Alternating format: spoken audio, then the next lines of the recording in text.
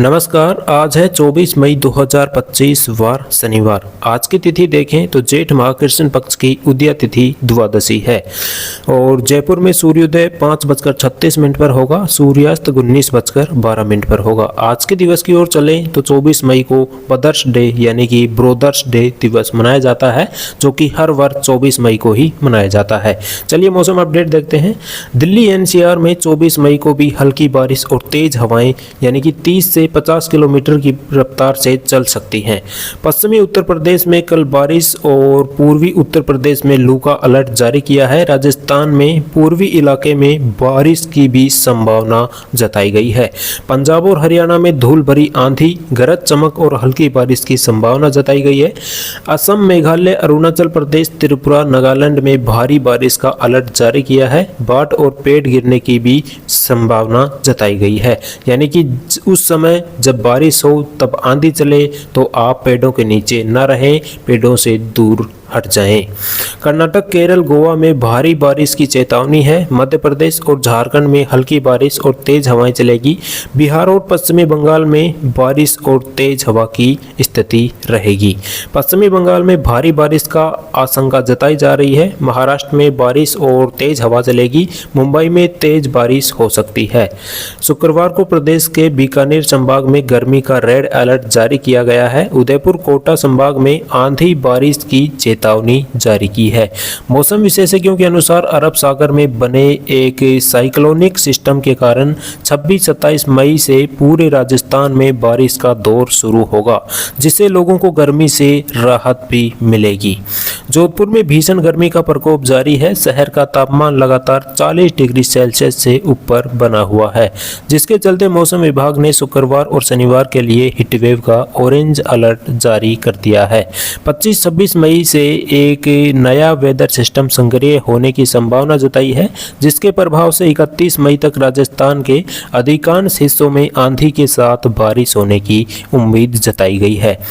दिल्ली से गुरुग्राम और फरीदाबाद में कोरोना के मरीज मिले हैं। रिपोर्ट के मुताबिक कल गुरुवार और फरीदाबाद में 2 नए कोरोना के मरीजों की पुष्टि हुई थी। वहीं गाजियाबाद में 4 लोग कोरोना पॉजिटिव पाए गए थे। अब तक एनसीआर में 9 लोग कोरोना की चपेट में आ चुके हैं। गाजियाबाद में 4 मरीज मिले। जिले में कोरोना के 4 मरीज मिले हैं। इसमें से एक मरीज का निजी अस्पताल में इलाज चल रहा है। बाकी 3 मरीजों का होम आइसोलेशन से ही इलाज किया जा रहा है। गुरुग्राम में 3 मरीज कोरोना की चपेट में। साइबर सिटी में कल कोरोना के एक और नए मरीज की पुष्टि हो गई है। अब शहर में कोरोना के 3 मरीज हो गए हैं। पहले 2 लोगों में पुष्टि हुई थी, जिसके बाद स्वास्थ्य विभाग ने अलर्ट जारी कर दिया है। अमेरिकी राष्ट्रपति डोनाल्ड ट्रंप ने एक बार फिर एप्पल को धमकी दी है। उन्होंने शुक्रवार को खुली धमकी देते हुए कहा कि अमेरिका में बिकने वाले आईफोन अमेरिका में ही बनने चाहिए। अगर वह अमेरिका से बाहर भारत या अन्य किसी देश में ऐसा करेंगे तो यह एप्पल पर भारी पड़ेगा। ट्रंप ने ट्रूथ सोशल पर कहा कि अगर प्रौद्योगिकी कंपनी ने ऐसा नहीं किया तो एप्पल के उत्पादकों पर 25% टैरिफ लगाया जाएगा। राजधानी दिल्ली में अवैध घुसपैठियों के खिलाफ पुलिस का अभियान जारी है। दिल्ली पुलिस ने कथित तौर पर भारत में अवैध रूप से रह रहे 121 बांग्लादेशियों नागरिकों को हिरासत में लिया है, जिन्हें डिपोर्ट किया जाएगा। राष्ट्रीय लोकदल आरएलडी ने शुक्रवार को पूर्व विधायक जोगिंदर सिंह अवाना को राजस्थान प्रदेश अध्यक्ष नियुक्त किया गया है। अवाना पिछले महीने ही कांग्रेस छोड़कर आरएलडी यानी कि राष्ट्रीय लोक दल में शामिल हुए थे। नई जिम्मेदारी मिलने पर अवाना ने कहा कि वे पार्टी के वरिष्ठ नेताओं के साथ मिलकर रणनीति बनाएंगे और प्रदेश व्यापी दौरे करेंगे। उन्होंने बताया कि हाल ही में पार्टी अध्यक्ष जयंत चौधरी से मुलाकात की थी और जून माह में जयंत चौधरी का जयपुर दौरा प्रस्तावित किया गया है। जन स्वास्थ्य अभियांत्रिकी भूजल विभागीय मंत्री कन्हैयालाल चौधरी ने शुक्रवार को झुंझुनू में विभागीय अधिकारियों की समीक्षा बैठक ली।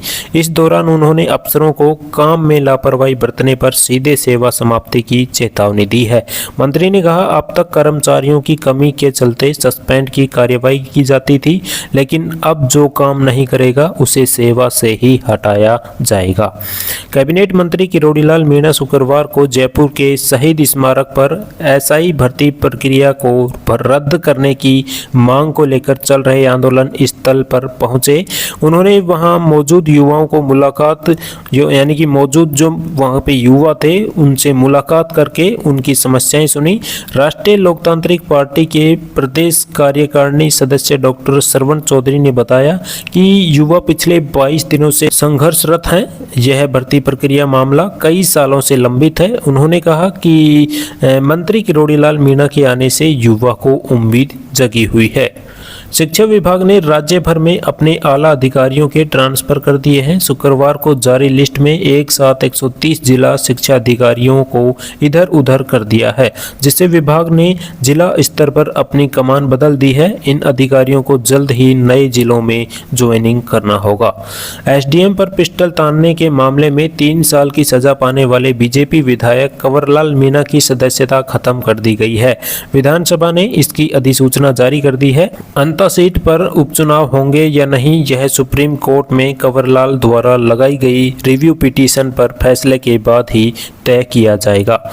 Nuclear power corporation of India में लिमिटेड भर्ती निकली है। एग्जीक्यूटिव ट्रेनिंग का पोस्ट रहने वाला है और उम्मीदवार ऑफिशियल वेबसाइट npcil career.cov.in पर जाकर ऑनलाइन आवेदन कर सकते हैं। npcil में भर्ती है जो कि असिस्टेंट ग्रेड फर्स्ट सहित काफ़ी पद हैं और टोटल पोस्ट 197 है।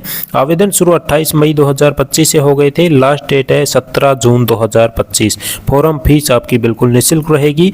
आपको ये वेबसाइट ऑफिशियल वेबसाइट दी हुई है, इस पर जाकर आप आवेदन कर सकते हैं। चलिए सोने चांदी का अपडेट देखें जयपुर से। तो जयपुर में शुक्रवार को 24 कैरेट सोने का भाव 97,680 रुपये प्रति 10 ग्राम पर पहुंच गया है। 22 कैरेट सोने का कीमत देखें तो 89,550 रुपये प्रति 10 ग्राम पर पहुंच गया है। चांदी का अपडेट देखें जयपुर से तो शुक्रवार को चांदी का भाव 1 लाख प्रति किलोग्राम पर पहुंच गया है। तो ये थी आज की लेटेस्ट न्यूज़ जो कि हमने आपके साथ शेयर की है। ऐसी लेटेस्ट न्यूज़ सबसे पहले पाने के लिए आज ही जुड़िए KDI बुलेटिन से। चैनल को सब्सक्राइब करिए ताकि समय समय पर आपको लेटेस्ट न्यूज़ मिलती रहे। चलिए मिलेंगे नेक्स्ट वीडियो में। धन्यवाद।